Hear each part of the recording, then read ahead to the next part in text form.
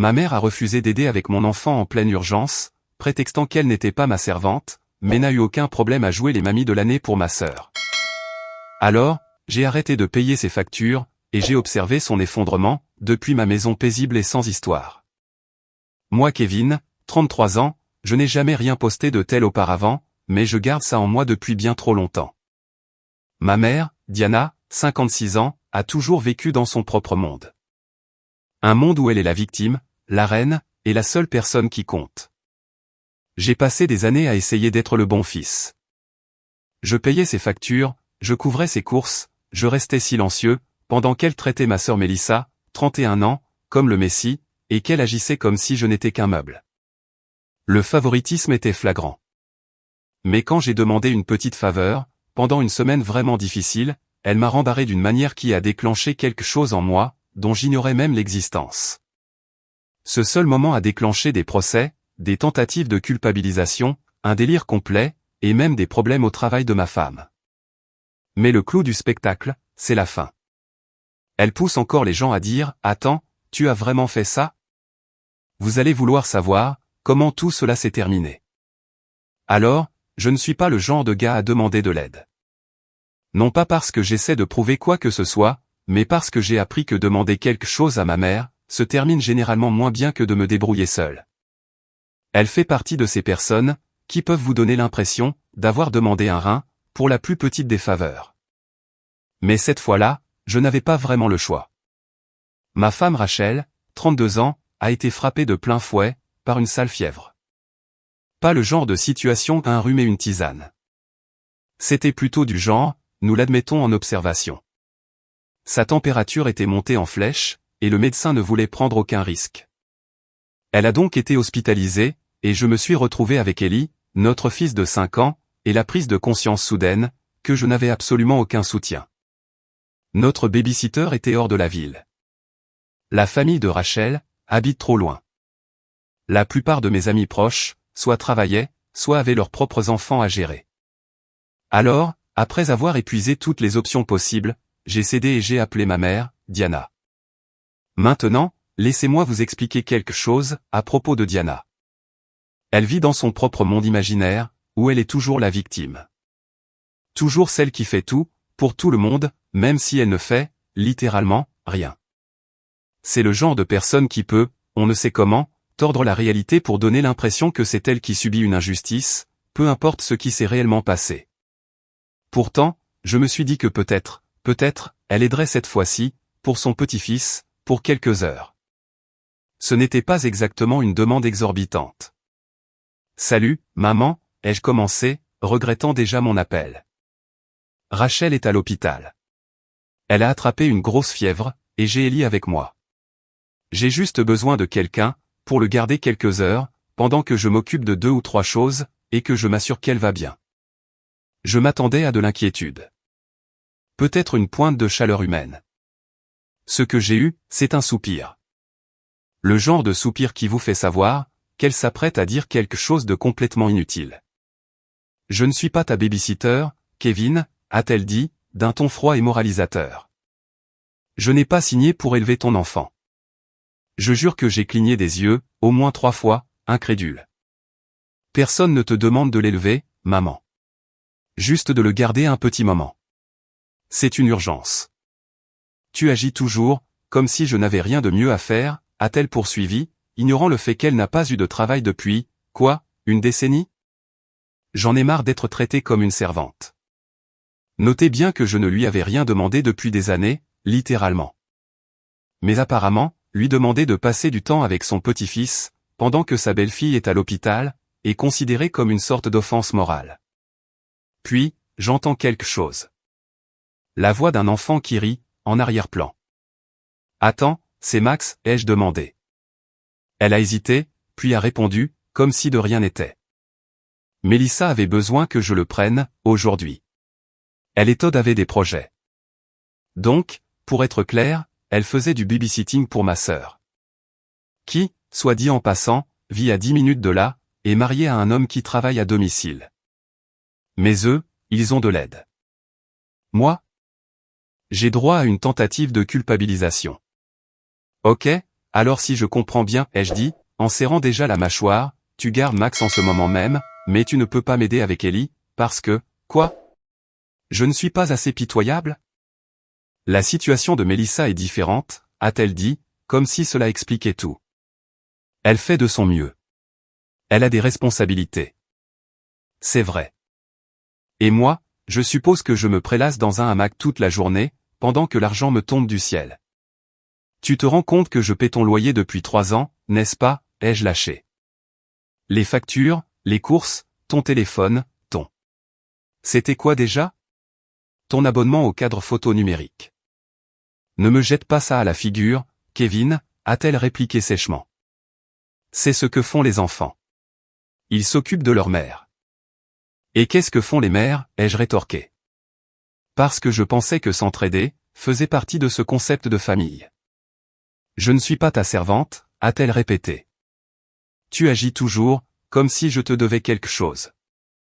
J'ai failli rire. Non pas parce que c'était drôle, mais parce que c'était insensé.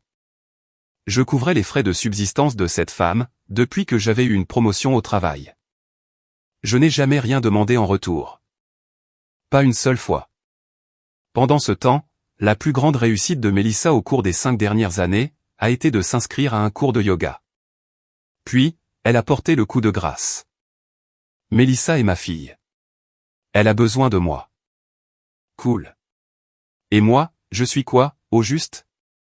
La carte de débit sur pattes? À ce moment-là, Ellie m'a tiré par la manche. Il était là, à me regarder, confus. Peut-être un peu effrayé. Je l'ai regardé, et j'ai réalisé que cette dispute n'était pas seulement agaçante. Elle était pathétique. J'étais en train de supplier quelqu'un qui, de toute évidence, ne considérait ni moi ni mon fils comme digne de son effort. J'ai mis fin à l'appel, sans un mot de plus. J'ai emmené Ellie avec moi, je me suis débrouillé seul. Rachel est restée à l'hôpital toute la nuit. J'ai amené Ellie dans le hall, je lui ai donné des goûters, je l'ai laissé regarder des vidéos sur mon téléphone, pendant que je parlais aux infirmières. C'était le chaos, oui. Mais on s'en est sorti. Et honnêtement, c'était mieux que de se faire traiter comme un mendiant, au sein de ma propre famille. Le truc, c'est que ça ne concernait pas seulement cette journée. C'était l'accumulation de tout ce qui avait précédé. Des années à être le fils responsable. Des années à devoir porter le fardeau, pendant que Mélissa était félicitée pour le simple fait de respirer. Je payais les factures de Diana. Je m'assurais qu'elle avait de la nourriture. Et la seule fois où j'ai eu besoin d'elle, vraiment besoin d'elle, elle m'a fait comprendre très clairement où était ma place. Ce jour-là, quelque chose en moi s'est tout simplement éteint. Je n'étais pas en colère. Je n'étais pas triste. J'en avais juste fini. Je n'ai même pas ressenti l'envie de râler. Il n'y a pas eu de grand discours.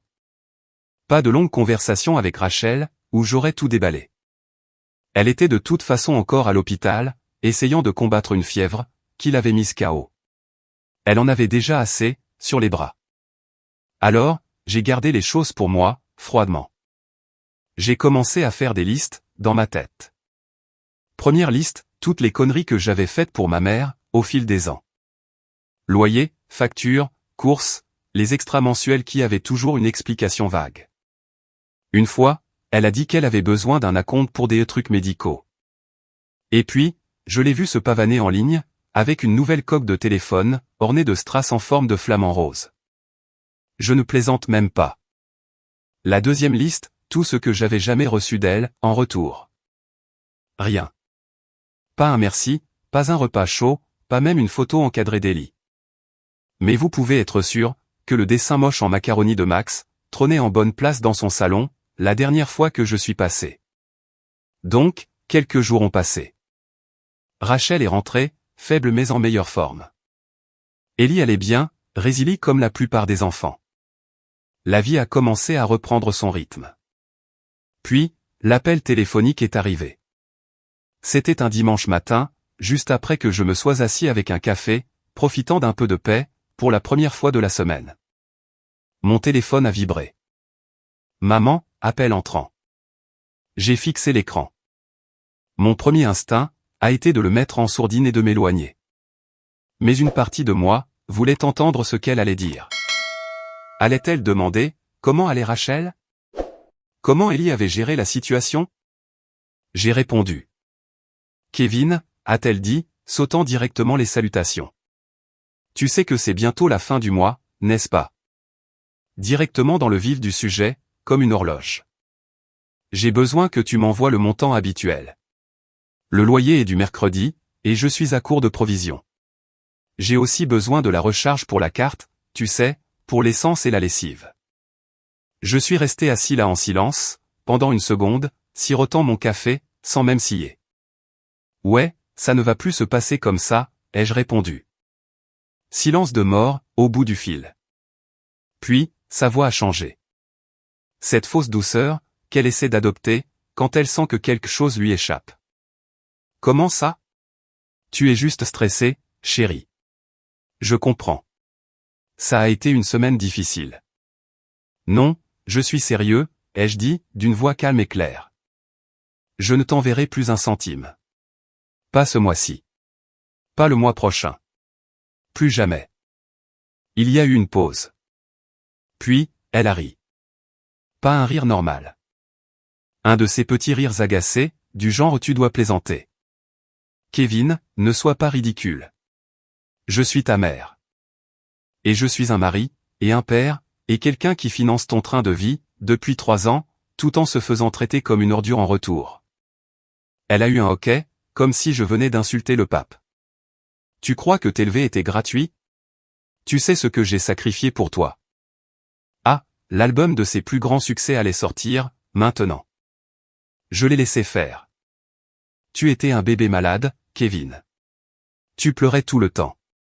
Je suis resté éveillé des nuits entières. J'ai tout abandonné pour toi. Et maintenant, tu veux m'abandonner? Tu veux dire, de la même manière que tu as laissé tomber Ellie, quand Rachel était à l'hôpital? De la même manière, que tu joues les mamies de l'année pour le fils de Melissa, tout en traitant le mien comme une arrière-pensée? Son ton est devenu plus sec. La situation de Melissa est différente. Tu as une famille. Tu as des revenus. Et j'ai des factures, une hypothèque, des frais de garde d'enfants.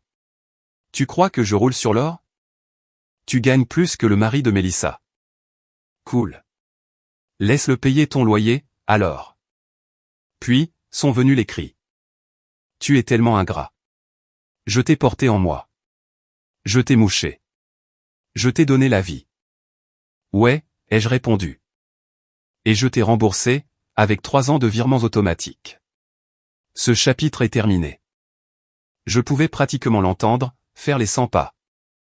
J'avais déjà vu cette scène. La colère qui monte, la manipulation, le passage de la culpabilité à la colère, puis au drame total. Tu vas le regretter, Kevin. Retiens bien mes paroles. Melissa ne me traiterait jamais comme ça. Parfait. Alors, elle pourra être celle qui paiera tes factures. Elle a raccroché. Pas de sortie dramatique, pas de larmes, juste le son d'un téléphone raccroché avec rage. Je me suis adossé, j'ai fini mon café, et j'ai ressenti quelque chose que je n'avais pas ressenti depuis longtemps. Un soulagement. Comme si je sortais d'une pièce étouffante, pour enfin respirer de l'air frais. Rachel est entrée dans la cuisine quelques minutes plus tard, enveloppée dans sa robe de chambre, se déplaçant lentement, mais semblant aller mieux. Elle a deviné à mon visage, que quelque chose s'était passé. Elle a appelé, a-t-elle demandé. J'ai hoché la tête. Elle voulait son allocation mensuelle. Rachel a haussé un sourcil. Et je lui ai dit que la banque de Kevin était fermée. Elle n'a rien dit au début. Elle s'est juste approchée, m'a embrassé sur la joue, et a pris une tranche de pain grillé. C'était sa façon de dire « enfin ». Je ne pensais pas que ce serait la fin de l'histoire. Avec ma mère, ce n'est jamais aussi simple. Mais quelque chose avait changé. Je n'étais plus le fils désespéré, qui cherchait à plaire. Je n'allais plus me laisser entraîner dans des tentatives de culpabilisation par les cris, ni être victime de chantage affectif, de la part de quelqu'un qui me faisait sentir, comme une carte de débit ambulante. J'avais une famille maintenant, une vraie. Une femme qui m'appréciait. Un gamin qui pensait que j'étais un super-héros, parce que je le laissais prendre un deuxième dessert. C'est ça, qui comptait. Ma mère, elle pouvait bien se débrouiller, pour payer ses propres factures. Peut-être qu'elle et Mélissa pourraient lancer un GoFundMe, pour dommages émotionnels. Quoi qu'il en soit, j'en avais fini de jouer le rôle du fils oublié, au portefeuille bien garni. Je n'ai pas fait de grands discours à ce sujet. J'ai juste arrêté, tranquillement.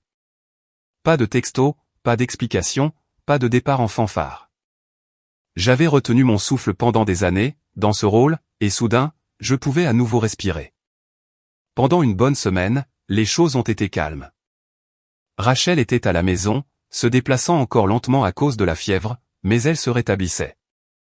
Ellie était de retour, à poser des questions incessantes sur les requins, et à inventer des histoires de dragons, qui vivent dans la baignoire. C'était paisible. Un peu désordonné, mais paisible. Le genre de désordre, qui a du sens. Puis, bien sûr, ça ne pouvait pas durer. Mélissa m'a envoyé un texto. Court et dramatique. Kevin, appelle-moi maintenant. C'est sérieux. Maman est à l'hôpital. J'ai juste fixé le message. Je ne vais pas mentir, je ne me suis pas senti alarmé. Juste agacé. Ça ressemblait moins à une urgence, qu'à un appât. Mais je l'ai quand même appelée, principalement par curiosité. Elle a décroché rapidement, la voix déjà tremblante, comme si elle s'était entraînée. Selon elle, notre mère s'était effondrée. Trop de stress. Apparemment, être coupé de sa bouée de sauvetage mensuelle, était tout simplement trop difficile. Mélissa a dit qu'elle s'était rendue aux urgences, qu'elle y avait conduit elle-même, pas d'ambulance, pas de perte de conscience. Juste un vertige, et un cœur brisé, je suppose. Mélissa a commencé à en rajouter. Elle a dit que notre mère avait pleuré toute la nuit, disant qu'elle se sentait abandonnée, comme si elle avait été trahie par son propre fils. Que ceci, quoi que ceci le soit, était entièrement de ma faute. Je n'ai pas dit grand-chose. Je l'ai juste laissé continuer à parler. C'était le même schéma, que d'habitude. Transformer une conséquence normale, en un crime moral. Rendre la chose émotionnelle. Rendre la chose dramatique. Et surtout, faire en sorte que ce soit de ma faute. Ce qui était étrange, c'était à quel point je me sentais calme. Il y a quelques mois, cela m'aurait rendu malade de culpabilité. Mais maintenant, ça me semblait juste, du réchauffer. Après avoir raccroché, j'ai fait ce que toute personne rationnelle ferait. J'ai appelé l'hôpital. Sans aucune honte. Je n'allais pas paniquer, pour une scène d'évanouissement mise en scène. Et bien sûr, l'infirmière a confirmé qu'elle était venue. Déshydratation légère, sortie le matin même. Pas hospitalisée, pas de nuitée. Juste un rapide passage, et de la paperasse. Je n'étais même pas surpris. Honnêtement, la seule chose choquante, c'était la rapidité avec laquelle ils avaient joué la carte de l'hôpital. Je m'attendais au moins, à une semaine de silence passif-agressif, d'abord. Je n'ai pas répondu au texto de suivi de Mélissa, qui disait que maman était émotionnellement dévastée, ni à celui qui laissait entendre que je devrais passer lui parler. Je me suis dit que si elle voulait pleurer sur la trahison, elle pouvait le faire avec la climatisation, et les distributeurs automatiques que l'hôpital mettait à sa disposition. C'est Rachel qui m'a vraiment aidé à y voir clair. Quand je lui ai raconté ce qui s'était passé, elle n'a pas été choquée non plus. Elle a juste secoué la tête et a dit, tu sais, elle est en train de réécrire l'histoire, encore une fois, n'est-ce pas? Et elle avait raison. C'était exactement ça, une réécriture. Maman n'allait pas accepter le fait, qu'elle m'avait dit de trouver une babysitter, pendant qu'elle gardait Max. Elle n'allait rien assumer. Alors, à la place, elle a transformé ça en une tragédie shakespearienne, où j'étais le méchant, et elle, une noble mère abandonnée par un fils ingrat. Je me suis souvenu de tant de moments, au fil des ans, qui ressemblaient à celui-ci. Des anniversaires où elle avait manqué la fête d'Ellie, parce qu'elle était trop fatiguée, mais où elle postait des selfies chez Mélissa, 1 heure plus tard. Des dîners de famille, où elle passait tout son temps à louer Mélissa, pour ses efforts, pendant qu'on me disait que j'avais l'air fatigué, et que je devrais sourire davantage. Ce n'était pas un nouveau comportement. C'était juste la première fois, que je ne réagissais pas, comme elle le voulait. Pas de culpabilité, pas de chèque, pas de visite. Juste le silence. Et ça faisait du bien. Ce week-end-là, Mélissa a continué à m'envoyer des nouvelles que je n'avais jamais demandées. Des trucs comme « Maman n'a toujours pas beaucoup mangé, elle essaie de rester forte ». Je n'ai répondu à rien de tout ça. Pas parce que j'étais méchant, mais parce que je n'avais plus rien à donner. J'ai passé ce samedi à construire un vaisseau spatial géant en carton, avec Ellie dans le salon. Il m'a demandé s'il pouvait voler jusqu'à la maison de mamie. J'ai dit que non. Il m'a demandé pourquoi. J'ai répondu que les batteries ne fonctionnaient que pour les gens qui voulaient vraiment nous voir. Il a ri comme si c'était une blague. J'ai juste souri, et je lui ai tendu un autre feutre. La culpabilité qui vivait dans ma poitrine, comme un animal de compagnie squatter, avait disparu. Remplacé par une sorte de paix tranquille. Dimanche soir, j'ai reçu une notification de Facebook. Diana avait posté un statut passif-agressif et cryptique. Certaines personnes ne vous aiment que lorsque vous leur êtes utile. Mais je pardonne. Je pardonne toujours, car c'est ce que font les vraies mères. 32 j'aime, provenant principalement de parents éloignés, et de vieilles amies de l'église. Je n'ai pas réagi. Je n'ai même pas levé les yeux au ciel. J'ai simplement désactivé les notifications pour ces publications. Ça ne valait plus mon temps. C'est la partie que les gens ne vous disent pas, sur le fait de poser des limites. Ce n'est pas juste une grosse dispute, ou un moment dramatique. Parfois, c'est simplement choisir le silence. Choisir de ne pas répondre. Choisir de construire un vaisseau spatial en carton, au lieu de retourner dans le drame de quelqu'un d'autre. Le silence de Mélissa et Diana a duré environ 3 jours après ça. Pas un bruit. Je me suis dit qu'elles étaient peut-être passées à bouder dans des discussions de groupe, ou à potiner avec les cousins qui ne se souviennent de mon existence, que lorsque quelqu'un est à l'hôpital ou mort. Mais ensuite, est arrivé le jeudi. Rachel était de retour au travail à ce moment-là. Toujours pas à 100%, mais stable. Son travail est assez tranquille. Un poste administratif dans une clinique, réception, téléphone, formulaire, planification. Un espace calme, propre, un environnement professionnel. On s'attendrait à un certain niveau de décence, de la part de quiconque franchit ses portes.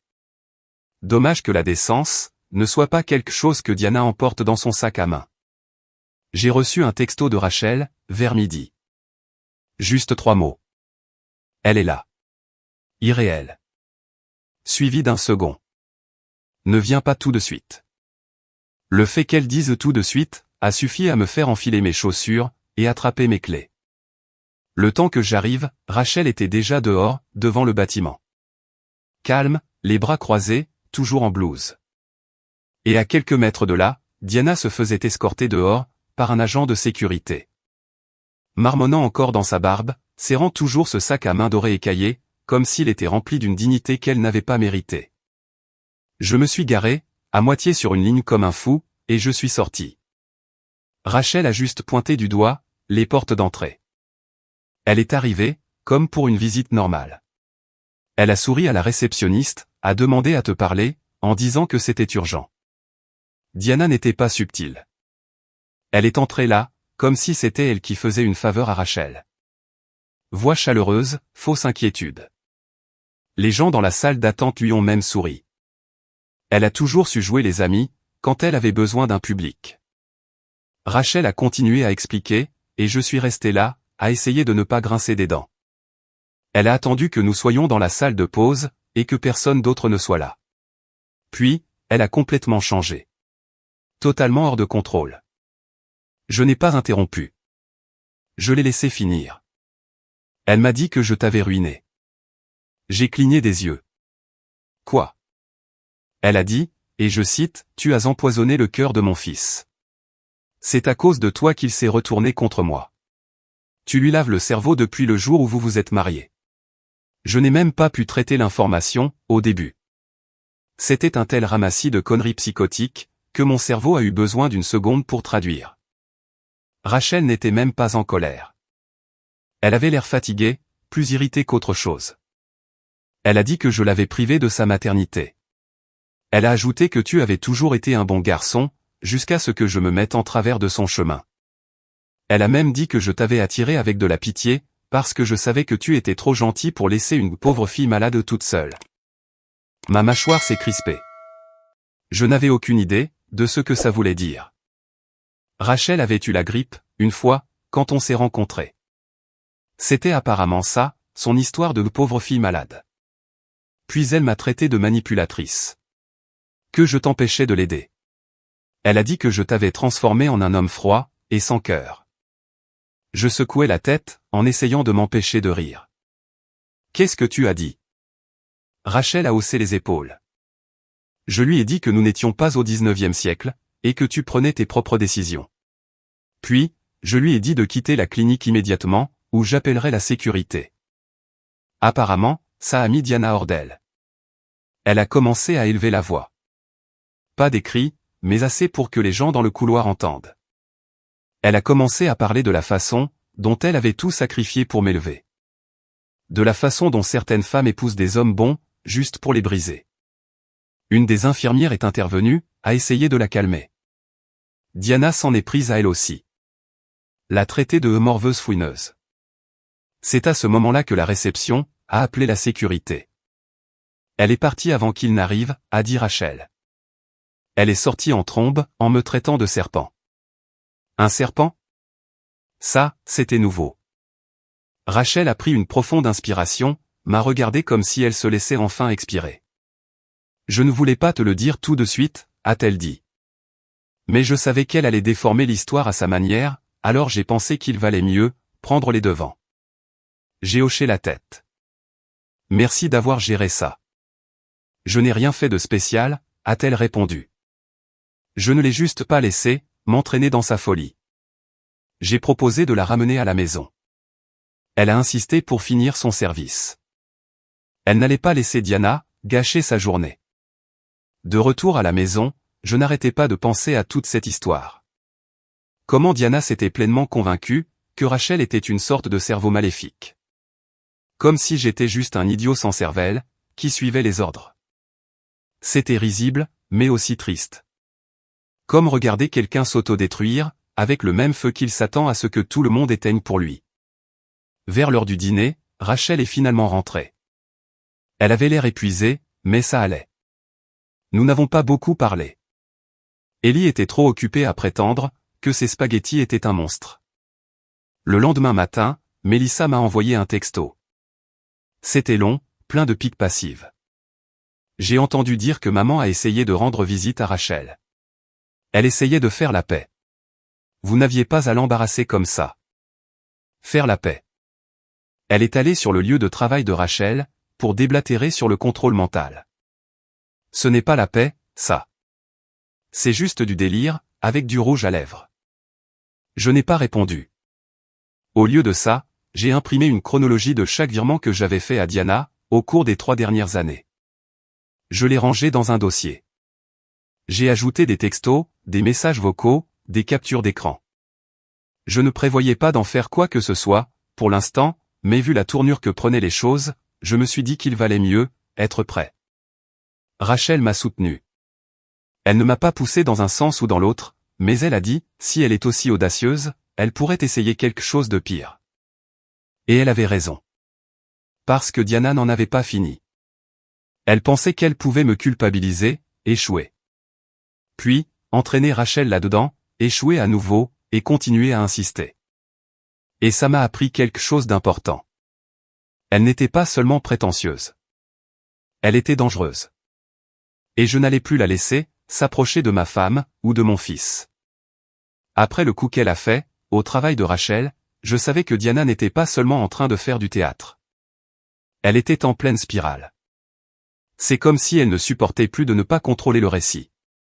Elle avait l'habitude de jouer la victime, et d'être crue sans discussion. Ça ne marchait plus. Et maintenant, elle cherchait le moindre levier qu'elle pouvait encore saisir. À ce stade, j'avais bloqué son numéro. Je ne le faisais pas par dépit. Je ne voulais juste pas lui donner l'option de me joindre, et de gâcher ma journée. Mélissa a essayé de jouer les intermédiaires, mais j'ai ignoré la plupart de ses messages aussi. Je n'avais pas besoin d'un traducteur pour le délire. C'est cette semaine-là que l'enveloppe est arrivée. Pas de nom sur le devant, juste mon adresse, tapée à la machine. À l'intérieur, un document imprimé, avec un sceau du tribunal. Une assignation devant le tribunal de proximité.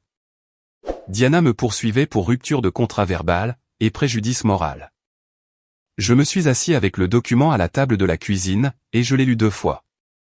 Puis une 3e fois, juste pour m'assurer que je ne manquais pas la chute. Elle a carrément écrit, sur papier, que je lui avais promis un soutien financier à vie, et que l'arrêt soudain des paiements, lui avait causé un préjudice important, à la fois émotionnel et économique. Rachel est entrée, alors que je tenais le papier comme s'il était radioactif. Elle l'a finalement fait, ai-je dit. Elle a porté l'affaire, devant les tribunaux.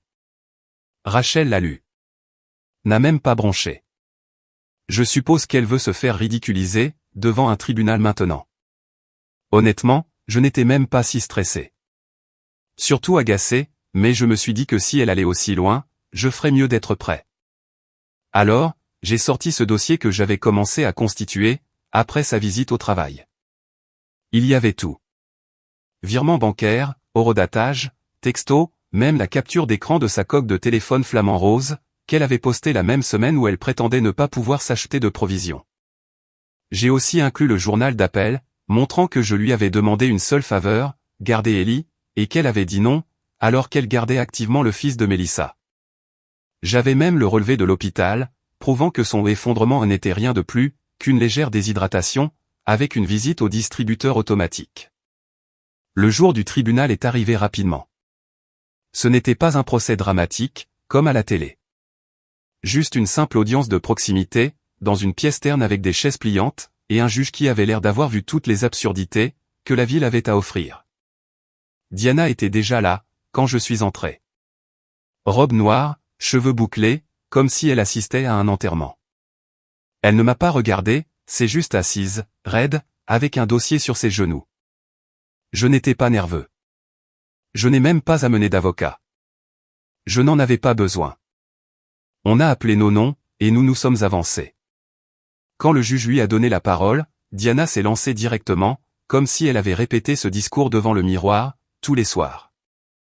Elle a dit au juge qu'elle était une femme âgée et abandonnée, que son fils unique lui avait promis de la soutenir indéfiniment, et que son refus soudain lui avait causé de grandes souffrances. Elle a sorti des relevés bancaires surlignés, montrant l'argent que je lui avais envoyé au fil des ans, comme si c'était la preuve d'un accord contraignant. Le juge, à son crédit, l'a laissé finir sans un mot. Il hochait simplement la tête de temps en temps, jetait un coup d'œil à ses papiers, et a attendu qu'elle s'assoie. Puis, c'était mon tour. J'ai remis mon dossier. Je lui ai expliqué la chronologie. Comment les paiements n'avaient jamais fait partie d'un contrat, verbal ou écrit. Comment je la soutenais par gentillesse, pas par obligation. Comment l'argent s'était arrêté, seulement après qu'elle ait refusé d'aider, lorsque ma femme était hospitalisée, alors qu'elle gardait mon neveu. Le juge a parcouru les papiers, s'est arrêté sur la capture d'écran de sa publication Facebook, où elle se vantait de s'être offert un petit plaisir. La même semaine, où elle m'avait dit qu'elle n'avait pas de quoi s'acheter du pain. Puis, il s'est tourné vers Diana. « Madame, je ne vois aucune indication que votre fils ait conclu un quelconque accord pour vous soutenir. Il semble que c'était des dons, pas des paiements en échange de services. » La mâchoire de Diana a tressailli. Mais il a toujours dit qu'il prendrait soin de moi. Il m'a dit que je pouvais compter sur lui, et maintenant il a décidé de ne plus le faire. Ce n'est pas illégal, a répondu le juge. Aucune loi ne dit qu'un enfant adulte doit soutenir financièrement un parent. Elle a tenté une dernière offensive, invoquant le préjudice moral, mais le juge l'a coupé. Madame, être contrariée par la décision personnelle de quelqu'un ne constitue pas un motif de jugement financier. C'était tout. Affaire classée. Pas de discussion supplémentaire. Elle est juste restée là, comme si elle venait de recevoir une gifle au ralenti. Elle n'a pas dit merci. N'a même pas rassemblé ses papiers. Elle est sortie, raide comme un mannequin, un mauvais jour. Je ne l'ai pas suivie. J'ai attendu quelques minutes, puis j'ai quitté le palais de justice par la porte latérale. Je n'étais pas d'humeur, pour une autre crise de nerfs, ou un de ces sermons sur le parking. De retour à la maison, Rachel avait déjà préparé le déjeuner. Rien de sophistiqué, juste des croque-monsieur et une soupe à la tomate. Je me suis assis, et je l'ai mise au courant. Elle a essayé de jouer la carte de la mère abandonnée émotionnellement, ai-je dit, en trempant un sandwich. Le juge n'a pas mordu. Rachel a levé son verre d'eau, comme pour porter un toast aux archives publiques et aux preuves écrites. Nous avons ri. Non pas parce que c'était drôle, mais parce qu'il n'y avait enfin plus rien qu'elle puisse déformer. Elle était allée au bout du chemin, et s'était fait rembarrer devant une véritable figure d'autorité, quelqu'un qui n'était pas manipulé émotionnellement par les larmes ou la culpabilité. Ça semblait définitif. Il n'y a pas eu d'appel ce soir-là. Pas de texto, pas de suivi de Mélissa, pas de publication Facebook cryptique, ou de citation partagée sur le fait d'être lésé. Juste le calme. Et c'était glorieux. 2 semaines de paix. 2 semaines entières, où je n'ai pas eu à gérer une pluie de culpabilisation, ou des appels bizarres prétendant être des urgences. C'était la plus longue période de silence que j'avais eue depuis que j'avais arrêté de payer les factures de Diana. J'avais presque commencé à croire que c'était fini. Puis, Rachel a reçu un texto d'une de ses amies, qui habite près de chez Mélissa. Je suis presque sûr que ta belle-mère vient d'emménager chez ta sœur. Je l'ai vu décharger des sacs, avec ce sac à main à imprimer léopard. Et voilà. Diana avait officiellement atterri, chez Mélissa. Et ouais, je l'avais vu venir. Son distributeur automatique, c'est-à-dire moi, ayant cessé de financer son loyer, elle s'était très probablement fait expulser. Et Mélissa avait toujours été la favorite. Toujours celle que Diana prétendait la comprendre. Si quelqu'un allait l'accueillir, c'était bien elle. Ce qui m'a surpris, c'est la rapidité avec laquelle tout a dégénéré. Au 3e jour, Mélissa a envoyé un texto à Rachel, disant que sa mère s'adaptait. Code pour elle rend déjà tout le monde misérable. Au 5e jour, les nouvelles ont changé. Moins de déformation, plus de tension. Apparemment, Diana avait commencé sa routine habituelle. Des commentaires sur le fait que Todd, le mari de Mélissa, n'aidait jamais assez. Que Max devrait manger moins de snacks transformés. Que le linge de Mélissa sentait le produit bon marché. C'était toujours le même scénario. Elle arrivait, jouait les saintes pendant 48 heures, puis se transformait lentement en une directrice à domicile, que personne n'avait embauchée. Puis le 6e jour est arrivé. Todd a donné un ultimatum à Mélissa. Soit Diana part, soit c'est lui. Et c'est là, que Mélissa a montré son vrai visage. Elle n'a pas défendu sa mère. Elle n'est pas devenue émotive. Elle n'a pas essayé de faire de compromis. Non. Elle a cédé instantanément, a fait les valises de Diana pendant qu'elle faisait la sieste, et lui a dit qu'elle devait partir. Rachel l'a su avant moi. Mélissa l'a mise à la porte ce matin, a-t-elle dit, en me tendant son téléphone. Elle a dit à Todd qu'elle n'allait pas risquer son mariage pour ce bazar. Je me suis assis, et j'ai ri plus fort que je ne l'avais fait depuis des mois. Donc, après tout le favoritisme, la loyauté aveugle, le piédestal que Diana avait construit pour Mélissa, elle s'est fait jeter comme une mauvaise colocataire, à la minute où les choses sont devenues inconfortables. Et pas parce que Mélissa a développé une conscience, ou a eu une révélation. Non. Elle ne voulait juste pas perdre son mari. Elle avait accueilli Diana, pour avoir l'air de la bonne fille. Mais quand les choses sont devenues gênantes, elle a changé de cap, sans hésitation. Pure autopréservation. Aucune colonne vertébrale. Rachel a fait défiler jusqu'au texto suivant. Elle ne l'a même pas laissé finir son café. Elle l'a juste déposé, à un arrêt de bus près du centre commercial. Ça, c'était brutal. Diana ne m'a pas appelé. Elle ne m'a pas envoyé de message. Mais j'ai entendu dire qu'elle avait essayé d'appeler certains de mes cousins cet après-midi-là, demandant si quelqu'un avait un canapé de libre. Personne n'a mordu. Sa crise au tribunal avait apparemment fait le tour, et les gens gardaient leur distance. J'ai imaginé l'expression sur son visage, assise à cet arrêt de bus, avec son sac à main à imprimer léopard, et nulle part où aller. Non pas parce que je voulais qu'elle souffre, mais parce que c'était la première fois de sa vie, qu'elle n'avait personne d'autre à blâmer, qu'elle-même. Elle avait tout misé sur la loyauté de Mélissa, et Mélissa avait plié comme une chaise de jardin. Quelques jours plus tard, j'ai croisé Todd dans une station-service. Il avait l'air libre. Comme un homme qui venait de déménager d'une maison hantée.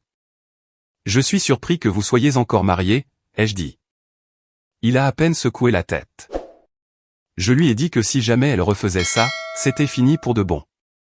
Puis, il a dit quelque chose qui m'a marqué. Ta mère ne sait pas vivre quelque part, sans essayer de tout diriger. C'est comme si, à la seconde où elle entre, elle pense que l'endroit lui appartient. J'ai hoché la tête. Ça a toujours été son truc. Elle m'a appelé Kevin, a-t-il ajouté, très sérieusement. Elle m'a regardé dans les yeux, et a dit que j'agissais exactement comme son fils, comme si c'était une insulte. J'ai ri. Elle essaie d'utiliser mon nom, comme une malédiction ces derniers temps. Elle ne se rend pas compte à quel point ça se retourne contre elle. Il a souri, a secoué la tête, et est remonté dans sa voiture. La nouvelle suivante, est venue de quelqu'un sur Facebook. Une vague connaissance de Mélissa, a posté un statut vague, sur le fait de voir quelqu'un mettre sa propre mère à la porte. Pas de nom, mais il ne fallait pas être un génie, pour comprendre. Diana était officiellement devenue, le conte édifiant de quelqu'un d'autre. Mélissa n'a pas pris contact. Pas pour s'excuser, pas pour se plaindre, pas pour expliquer. Je suppose qu'elle s'est dit que je finirais par le savoir, et elle avait raison. Je l'ai su. Je m'en fichais, tout simplement. Elle n'était pas une victime dans cette histoire. Elle n'avait aidé Diana, que par image et par culpabilité. Et quand ça lui a coûté sa tranquillité, elle l'a éjectée si vite, que Diana en a eu le tournis. Ce n'était pas noble. C'était pratique. C'est Rachel qui l'a parfaitement résumé. Elle voulait le crédit d'être la bonne fille, sans en payer le prix. Exactement. Diana a probablement vu ça, comme une trahison. Je garantis qu'elle n'a jamais imaginé, que Mélissa serait celle qui la mettrait à la porte. Mais c'est ce qui arrive, quand on construit sa vie sur le favoritisme. Finalement, l'enfant prodige vous laisse tomber, aussi. À la fin de la semaine, Diana n'avait nulle part où rester, pas d'argent qui rentrait, et personne dans son camp. Et la seule personne qu'elle avait toujours méprisée, moi, était à la maison avec une famille stable, une maison paisible, et plus une seule once de culpabilité. Ça ne l'a pas empêché d'essayer, une dernière fois. Elle s'est pointée. Je ne sais pas comment elle est arrivée dans mon quartier. Bus, Uber, balai alimenté par la culpabilité. Quoi qu'il en soit, elle était là. Assise sur le porche comme une statue, les bras croisés, le visage crispé, et ce sac à main avec la fermeture éclair doré écaillé, posé à côté d'elle, comme s'il était lui aussi épuisé. Rachel l'a vu la première. Elle a tapoté la fenêtre et a dit, « Ta mère est devant. » Je suis sorti, et j'ai fermé la porte derrière moi. Pas de cris, pas de montée en tension. Juste moi, debout là, pendant que Diana levait les yeux, comme si elle avait attendu ce moment, pendant des années. « Kevin » a-t-elle dit, la voix usée et plate. Je n'ai nulle part où aller. Je n'ai pas répondu. J'ai appelé tout le monde, a-t-elle poursuivi. Mélissa a bloqué mon numéro. Todd ne prend pas mes appels. Tes cousins font semblant de ne pas voir mes messages. Je n'ai toujours pas répondu. Elle s'est levée lentement. Ses yeux ont balayé la façade de la maison, comme si elle l'évaluait mentalement. Comme si, peut-être, elle imaginait déjà où iraient ses coussins. Je sais que j'ai fait des erreurs, a-t-elle dit. Mais je suis toujours ta mère. Je l'ai enfin regardée dans les yeux. Tu n'es pas là, pour des excuses. Tu es là, parce que tu n'as plus d'option. Elle a tressailli. Pas beaucoup, mais assez pour savoir qu'elle l'avait senti. Je n'ai pas besoin de grand-chose, a-t-elle dit. Juste le temps, de trouver une solution. Et qu'est-ce qui se passera, si ça prend 1 an, ai-je demandé. Ou 5? Ça ne prendra pas autant de temps, a-t-elle dit rapidement. J'ai juste besoin de temps. D'une chance. D'un endroit sûr. Pendant un moment, le silence s'est étiré. Rachel regardait probablement, à travers les stores. Ellie était à l'intérieur, sur sa tablette. La vie était enfin devenue calme, gérable, libre. Et là, se tenait la femme qui avait passé des années, à piétiner ma paix avec une arrogance, comme si c'était son droit de naissance. Tout en moi voulait lui dire de partir, mais je ne l'ai pas fait. Je me suis écarté. 1 semaine, ai-je dit. Pas plus. Ses sourcils ont tressailli, comme si elle n'y croyait pas tout à fait. Moi non plus, pour être honnête. Elle a hoché la tête, et a ramassé son sac. Elle est entrée, comme si elle n'avait pas été mise à la porte de 3 maisons et d'un tribunal, en l'espace d'1 mois. Comme si elle rentrait simplement de vacances. Elle a souri à Rachel, qui ne lui a pas rendu son sourire. Elle a fait un signe de la main à Ellie, qui l'a ignoré. Je ne me suis pas expliqué à Rachel, ce soir-là. Je n'en avais pas besoin. Elle savait exactement ce que c'était. Ce n'était pas de la pitié. C'était du confinement. Un dernier crash test au ralenti, qui allait prouver une fois pour toutes, qui était vraiment cette femme. Pas à moi, je le savais déjà. Mais à elle-même. Diana avait passé toute sa vie, à se voir comme celle qui donnait, celle qui souffrait, celle qui méritait. Elle était sur le point de passer une semaine, à observer tout ce qu'elle avait brisé, de l'intérieur. Mélissa l'avait déjà jeté. Todd était parti sans ciller. Les cousins étaient devenus silencieux. Et maintenant, elle était coincée sous le toit du Memphis, qu'elle avait humilié, poursuivi en justice, et traité comme un portefeuille jetable. Pour la première fois, Diana n'avait plus de public, devant lequel se produire. Pas d'enfant prodige, pas de plan de secours. Juste le miroir. Et ouais, je l'ai laissé entrer. Parce que la voir se tortiller dans ce silence, valait tout l'or du monde.